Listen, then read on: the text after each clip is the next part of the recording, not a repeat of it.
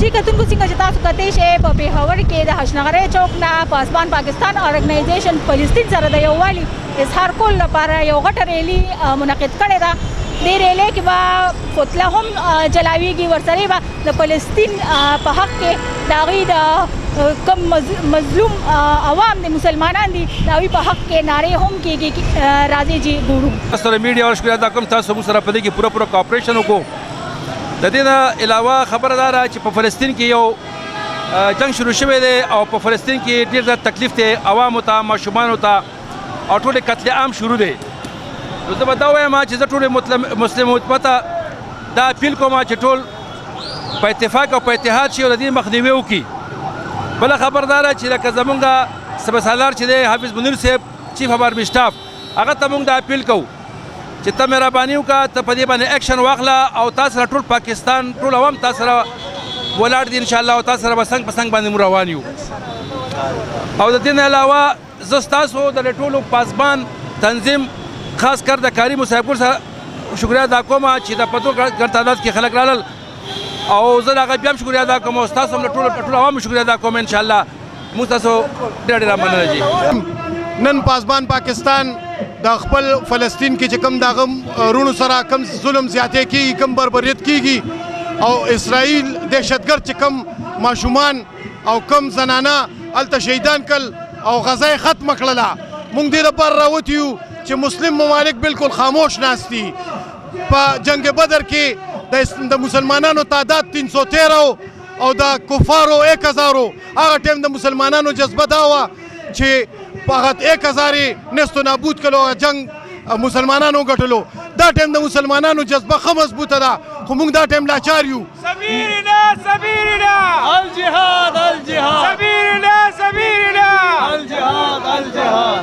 زمونږ علمي ادارو ته دا خواست دی چې فوري دي په دې باندې اکشن والي. غزا خو یې هم ختمه کړله، خو چې کوم اوس باقي مانده دي چې هغوی ته تحفظ میلو شي، او چې موږ مسلمانان چې کوم یو نو مونږ وایو چې یاره کوم نشي کولی، دا علمي ادارې نشي کولی، زمونږ دا ریاست یې نشي کولی، نو مونږ ته یې دروازې کولو کړي او مونږ ټول جهاد ته تیار یو، مونږ د خپل بچو قربانۍ ته تیار یو. تکبیر نعرہ تکبیر. هلته چې کوم مري عام زمونږ بچي دي، عام مسلمانان دي، خو دا چې کوم خاموش تماشایي دا کوم دا غټ غټ دغه ناست دي د سعودي دا مشران، دا مسلم ممالک دا مشران چې کوم دي، دا ټول 157 ملکونه چې کوم غلي ناست دي، موږ دوی ته خواست دی چې تاسو راپاسئ او دا بربریت ختم کړئ. جی زه ستاسو دا چینل ډېره زیاته شکریه ادا کوم میډم، او تاسو موږ سره هم په دې پاسبان کې هم شامل یې او تاسو په دې پاسبان کې هم ډېر زیات سټرګل دی.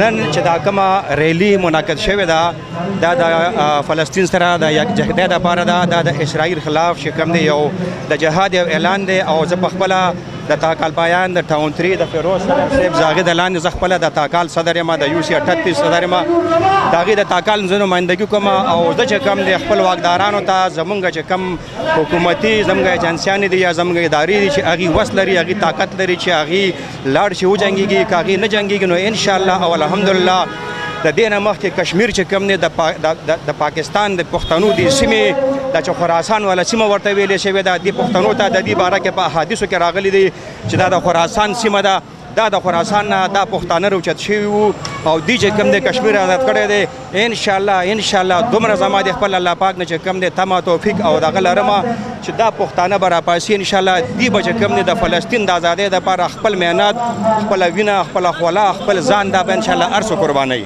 زما مسلمانانو وروڼو دې بار فلسطین باره کې کوم جلوس راوتی دی نن دا د انصاف دپاره راوتی دی او د ټولو مسلمانانو یو ژوندي کېدو اتفاق دپاره دی.